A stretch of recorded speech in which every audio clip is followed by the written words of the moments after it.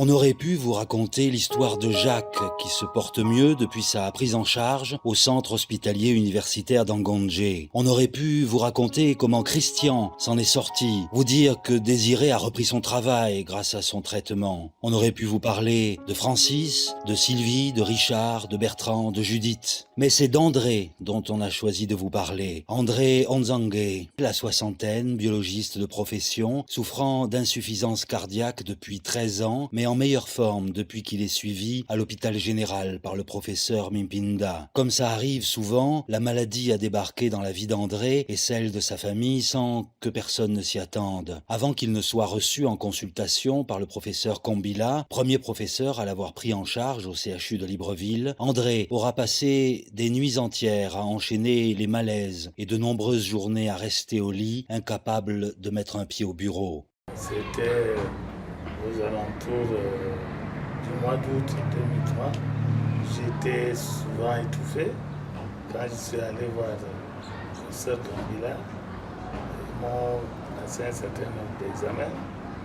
Ils ont vu que j'avais une insuffisance cardiaque, précisément une insuffisance aortique et une insuffisance mitrale. Donc, le seul traitement qui restait, c'était l'opération, la chirurgie. Parce que le professeur m'a dit, si on ne vous opère pas, vous mourrez. Jusqu'à ce jour de 2010, où il a repris l'espoir d'aller mieux avec l'occasion qui lui a été donnée par la Caisse nationale d'assurance maladie et de garantie sociale de bénéficier d'une prise en charge financière des frais médicaux et du coût des traitements liés à sa maladie. Quand ils ont tenu la réunion, mon dossier a été accordé et la CNAMGS m'a écrit pour me dire qu'effectivement, mon dossier était accordé et qu'il fallait fournir certains autres documents pour retirer le billet et obtenir le visa.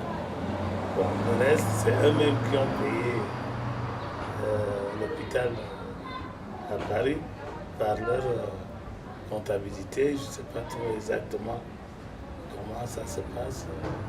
Ils ont payé directement. Jusqu'à arriver à Paris, dès que j'ai présenté tous les documents, c'était vraiment en règle. Je n'ai eu aucune complication. Et j'ai été hospitalisé tout de suite à la Pitié-Salpêtrière, l'hôpital qui m'attendait. J'ai fait 4 jours d'hospitalisation à raison de 4 000 € par nuit. André est inscrit dans les fichiers de la CNAMGS depuis 6 ans, grâce à l'une des nombreuses opérations d'immatriculation organisées par la CNAMGS, l'assurance maladie étant obligatoire pour tous les Gabonais, sans exception, sur l'ensemble du territoire. La copie de sa pièce d'identité ainsi que son acte de naissance légalisé ont suffi pour lui ouvrir les portes du service de cardiologie du CHUL et lui donner accès à des soins de qualité. Comme André, 2 Gabonais sur 3 sont aujourd'hui immatriculés à la CNAMGS et bénéficient d'une prise en charge financière des soins qu'ils reçoivent et des traitements qui leur sont prescrits.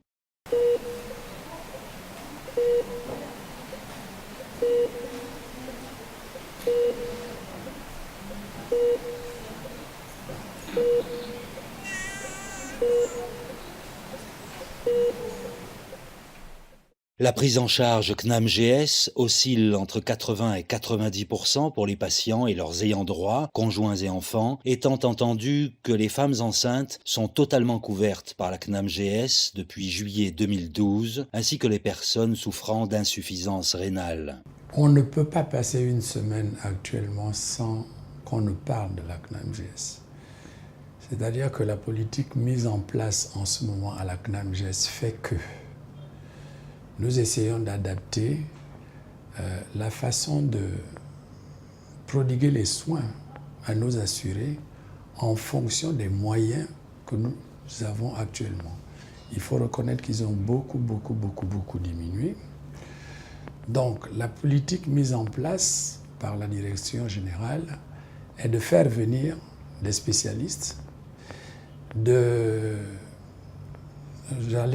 d'équiper les plateaux techniques des différentes structures sanitaires de la place, des structures publiques. Donc en faisant venir les spécialistes sur place, la CNAMGES arrive à traiter un nombre un peu plus important d'assurés. Vous entendez parler, la semaine dernière, nous avons parlé de la prothèse totale du genou. Il y a quelques semaines, c'était la prothèse totale de hanche. Il y a quelques mois, c'était les fistules artério-veineuses, ainsi de suite, ainsi de suite. Donc, avec le peu de moyens dont nous disposons, la CNAMGES essaye de traiter le maximum d'assurés possible. Voilà, c'est la politique actuelle qui est mise en place et que nous exécutons. Mais André connaît d'autres personnes qui bénéficient, elles aussi, d'une prise en charge à 100%, conséquence directe des premières assises sociales qui se sont tenues en avril 2014. Les malades du cancer sont pris complètement en charge, de même que les familles en grande précarité. Certaines situations critiques, comme la première journée passée aux urgences, alors que le pronostic vital est engagé, sont également totalement assumées par la CNAMGES.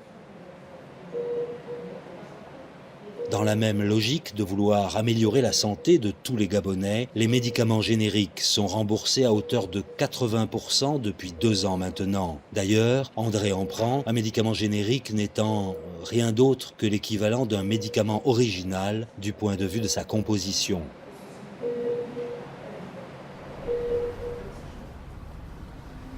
Quant à l'hôpital où notre patient se fait suivre, le CHU de Libreville, dont la deuxième phase des travaux doit être livrée sous peu, il fait partie des quelques 320 structures sanitaires publiques et privées où une prise en charge par la CNAMGES est possible, sans compter la centaine de pharmacies et dépôts pharmaceutiques installés sur tout le territoire. Quand j'étais au Gabon, le docteur Mupinda me disait que j'avais une fréquence cardiaque au-delà de 150 par minute. Je croyais que c'est vraiment une société. Là, beaucoup de gens ne vivent pas. Alors, grâce à la CNAMGES et l'aide de Dieu, j'ai pu voyager et on a rétabli la fréquence cardiaque à Paris et tout est redevenu pratiquement normal, puisque à Paris, on m'a dit que c'est redevenu normal. Donc tout ça, grâce à la CNAMGES, parce que j'avoue que 17 000 euros, je devais les avoir étant retraité. Si la CNAMGES n'avait pas intervenu, je serais peut-être plus avec vous. Là, il faut savoir reconnaître les bienfaits. Si André est aujourd'hui à la retraite, rien n'a changé pour lui. Il continue de bénéficier de ce système d'assurance maladie qui entend n'exclure personne, même si la personne malade se classe dans la catégorie des Gabonais économiquement faibles, ou même si elle est tombée malade avant son immatriculation.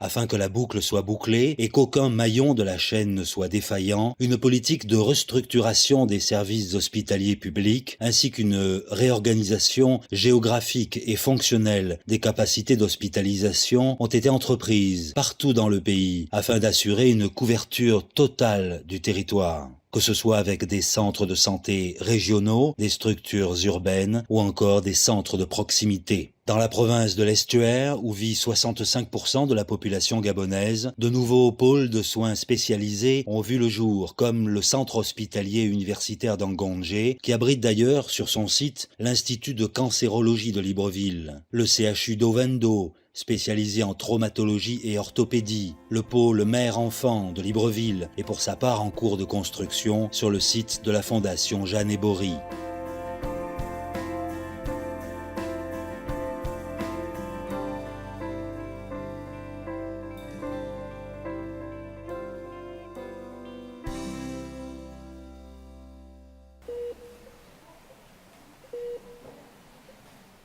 Parallèlement à cela, certaines infrastructures hospitalières publiques se sont spécialisées en chirurgie pour l'hôpital général, dont les chirurgiens opèrent depuis 4 ans dans un bloc chirurgical flambant neuf, en maladies infectieuses comme pour le centre hospitalier régional Georges Rawiri à Lambaréné ou encore en imagerie médicale et en hémodialyse à l'hôpital de Franceville. D'autres hôpitaux ou structures sanitaires de l'intérieur du pays ont fait l'objet d'opérations de rénovation, comme c'est le cas à Koulamoutou, à Tchengué et à Makokou. Tout un chacun le sait, la qualité de la structure sanitaire est importante, mais le personnel l'est tout autant. Au total, ce sont quelques 10 000 agents sanitaires, parmi lesquels des médecins généralistes, des chirurgiens dentistes, des pharmaciens, des sages-femmes, des infirmiers diplômés d'État, qui s'attachent chaque jour à soigner, traiter et veiller sur leurs patients. En collaboration étroite avec certaines institutions internationales, telles que la Fondation de la princesse Lala Salma ou encore l'Agence internationale de l'énergie atomique, qui travaillent main dans la main avec eux dans le cadre d'un transfert de compétences. Il faut dire que l'enjeu est de taille, la mise en place d'un système de santé performant au service de la santé de toute une population, elle-même au service du développement d'un pays. Pour cela, de nombreux efforts sont fournis en matière de prévention et de dépistage. En témoignent les programmes nationaux de lutte contre le VIH-Sida ou contre les insuffisances respiratoires aiguës, le programme national de prise en charge des diabétiques et hypertendus, des hémodialyses et de lutte contre le cancer. Plusieurs opérations de prévention sont également organisées avec le recours à la vaccination contre l'hépatite B chez l'enfant, contre la rubéole chez les filles et contre la grippe chez les sujets âgés. Car dans ce système, chaque individu compte dès les premiers instants de la vie. J'ai fait le choix d'accoucher ici parce que j'ai entendu parler de l'hôpital Schweizer et qu'il y avait une nouvelle maternité. Et c'est comme ça que j'ai décidé d'y venir. J'allais accoucher par voie basse, mais vu les complications, j'ai été conduite au bloc et ça s'est bien passé. Contrairement à ce qu'on voit tout le temps dans les hôpitaux, j'ai été vraiment satisfaite ici.